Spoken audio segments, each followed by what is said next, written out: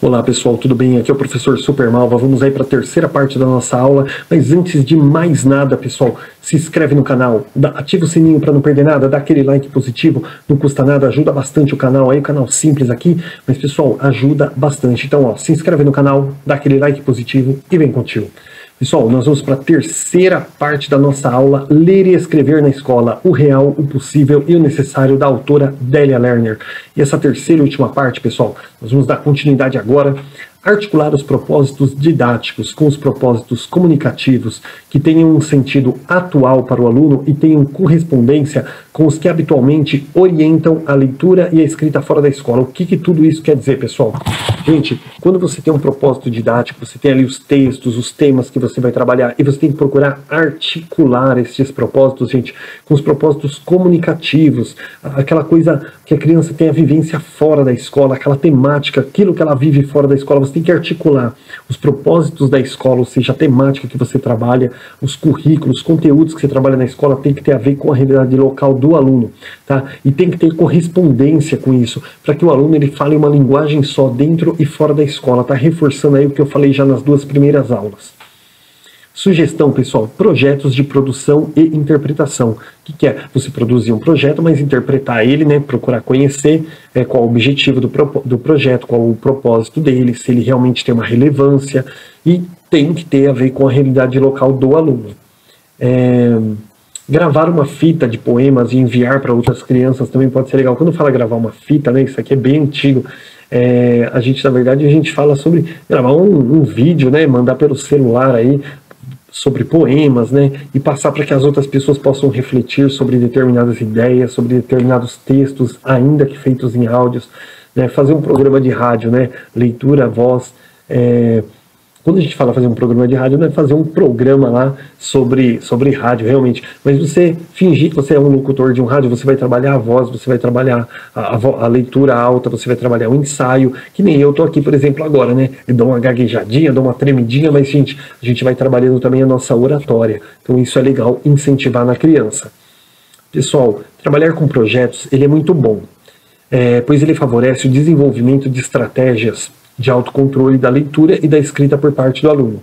Mas trabalhar com projetos, pessoal, não é suficiente para instaurar uma relação de tempo e saber. Ou seja, é necessário que o professor sempre esteja dialogando com a criança de modo a saber se ela está aprendendo e se ela já adquiriu conhecimento acerca do objeto proposto. Então, assim, ó, eu falei isso, acho que na primeira aula, se eu não me engano, aquela questão do professor ensinar conteúdos e deixar, por exemplo, para fazer uma avaliação final, sem se preocupar se o aluno está aprendendo ou não. Ele só foca no conteúdo que ele tem que aplicar e ali o aluno que se vire sozinho. Gente, isso é muito ruim, porque quando chega na prova, se o aluno tira uma nota ruim, é porque ele não entendeu. E aí o professor fala, ele não entendeu, vou botar ele de recuperação.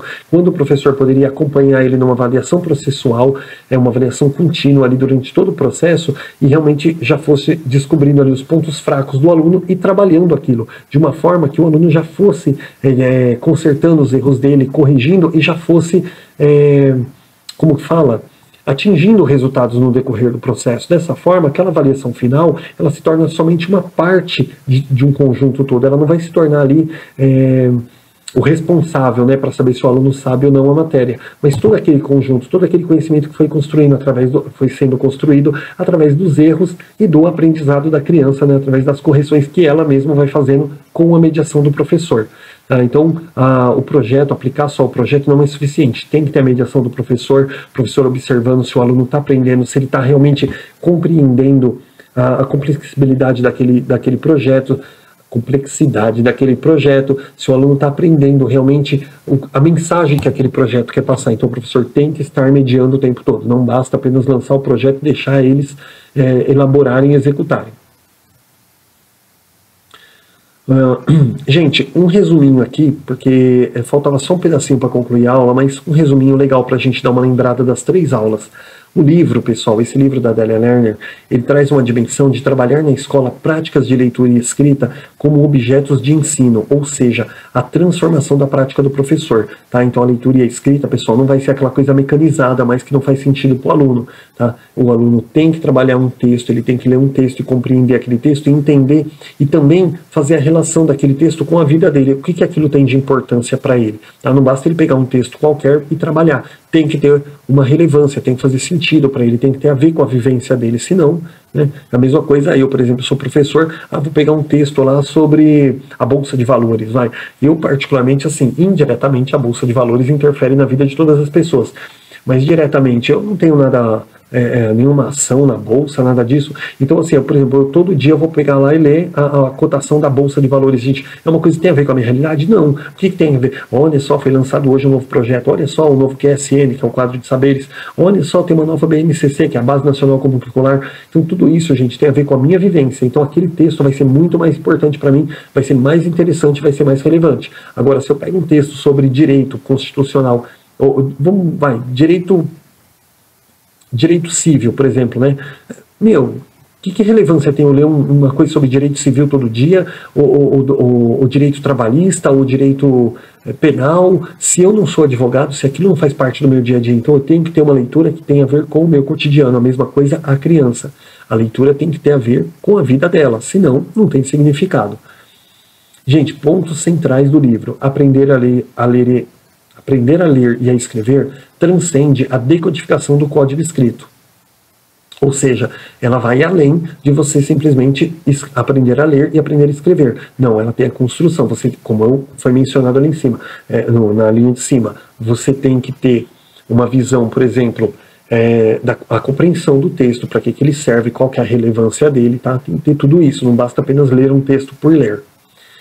Desafio, pessoal, incorporar em todos os alunos o escrito de conseguir que todos cheguem a ser leitores e escritores. O que é um leitor de verdade nessa concepção?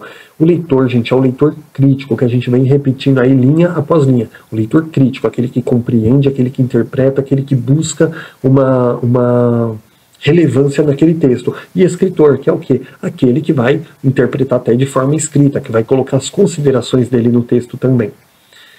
A escola tem que ser uma microcomunidade de leitores e escritores que produzem seus próprios textos, ou seja, a escola tem que incentivar a leitura e a escrita no aluno, tá? A leitura crítica e a escrita crítica também. Como assim uma escrita crítica? Acabei de falar, colocando as considerações dele, gente, acerca daquilo que está sendo lido, tá bom? Isso é só um resuminho das 3 aulas, tá, pessoal? Ler e escrever na escola: o necessário, o real e o possível. O que é o necessário? Preservar o sentido do objeto de ensino para o sujeito da aprendizagem. Tá? Necessário é preservar na escola o sentido da leitura e da escrita em práticas sociais. Então, mais uma vez falando, leitura e escrita, textos que tenham a ver com a realidade do aluno. Não adianta você trabalhar um texto que nada tem a ver com a realidade dele, porque ele não vai captar. Então, o que é práticas sociais? Trabalhar o sentido dessa leitura que tem a ver com as práticas sociais, ou seja, com a realidade do aluno. Real é levar a prática social o necessário. Vamos lá. Real é levar a prática social, levar até a prática social o necessário. O que é necessário, gente? Preservar na escola o sentido da leitura e da escrita como prática social. O real é levar isso para a realidade, levar isso para a prática. Tá? Tirar do papel e transformar em prática. Tá? Que é uma tarefa muito difícil para a escola. E o que é possível? Fazer o esforço de conciliar as necessidades à instituição escolar, com o propósito de formar leitores e escritores em uma versão mais próxima da versão social. Tá? Uma visão mais próxima, está errado aqui, uma visão mais próxima da social. Que é o que, pessoal? Então, o que é necessário, pessoal? Você criar um leitor e um escritor crítico, que compreenda a leitura e a escrita daquilo que ele está vivendo. Gente, o que é real? Transformar isso em prática. O que é possível? Possível, gente, é fazer o esforço de conciliar as necessidades da escola com as da comunidade escolar. Ou seja, transformar aquela sistematização da escola, aquilo que a escola está no currículo, que a escola precisa aplicar, às necessidades. tá bom? Ou seja, transformar a realidade do aluno fora da escola em conteúdo escolar. Sistematizar a vivência dele fora da escola. Tá? Para que isso se torne possível, é necessário um desafio com os alunos, que é de formar seres humanos críticos capazes de ler entre linhas e assumir uma posição própria. O que é ler entre linhas? Como a gente fala, ler o texto e compreender, não basta apenas ler. Tá? Para isso, é necessário que a escola abra mão de atividades mecânicas que têm somente como propósito a avaliação do aluno. Gente, tem duas coisas aqui que nós precisamos lembrar que isso é muito importante. Contrato didático e transposição didática. Contrato didático é a interação entre professores e alunos acerca do conteúdo que supõe-se a interação entre professores e alunos acerca do conteúdo. Essa interação é chamada contrato didático, tá? O comportamento que o professor espera do aluno e o comportamento que o aluno espera do professor. Tá? Isso é chamado contrato didático, ou seja, assim, quando o professor entra na sala, o que ele espera? Que o aluno aprenda. Quando o aluno entra na sala, o que ele espera? Que o professor, não que o professor ensine, mas que o professor propicie um ensino que garanta o seu aprendizado. Então o aluno, ele espera que seja assim, aquele professor legal, que eu ensina de uma forma que eu aprenda, não aquele professor mecanizado. Transposição didática. A passagem dos saberes cientificamente produzidos para objetos ou práticas a ensinar. Ou seja, transformar os saberes adquiridos em práticas para ensinar. Você chega na faculdade, você aprende lá sobre Paulo Freire, Libânio, Vygotsky, Vallon, Piaget, sobre tantos autores, vários tipos de pedagogia. Quando você sai da faculdade, você passa num concurso e trabalha numa escola, você não faz ideia do que você faz com o aluno. Aí você fala assim, e agora, o que eu faço? Então, a transposição didática é transformar aquilo que você aprendeu em conteúdo para você ensinar. Porque você não pode chegar para uma criança e falar assim, olha, Paulo Freire defendia isso. Não, você não vai fazer isso. O que você vai fazer? Você vai pegar todo aquele aprendizado do Paulo Freire e pegar o que Paulo Freire defendia. Ele defende uma pedagogia libertadora, que transforma o ser humano, forma ali o ser humano sociocrítico, cidadão sociocrítico e tal. Então, o que você vai falar isso para o aluno? Não, a criança, por exemplo, não vai entender. Você vai pegar e trabalhar essa sociocriticidade, essa pedagogia libertadora. Mas como que é essa pedagogia? Deixa eu ir lá buscar lá as ferramentas do Paulo Freire. Qual que é? É trabalhar, reconhecer que o aluno não é um objeto de aprendizagem, que o aluno ele é um ser humano, que ele traz experiências da casa dele antes de vir para a escola, então você vai aprender através da experiência do educando e através dessa experiência começar a trabalhar com ele. Então você vai trabalhar aquilo que o Paulo Freire pregava, aquilo que ele defendia. Então você vai transformar. O contrato didático é o que o professor espera do aluno e o que o aluno espera do professor. A transposição didática é como transformar tudo aquilo que eu aprendi em conteúdo para eu ensinar.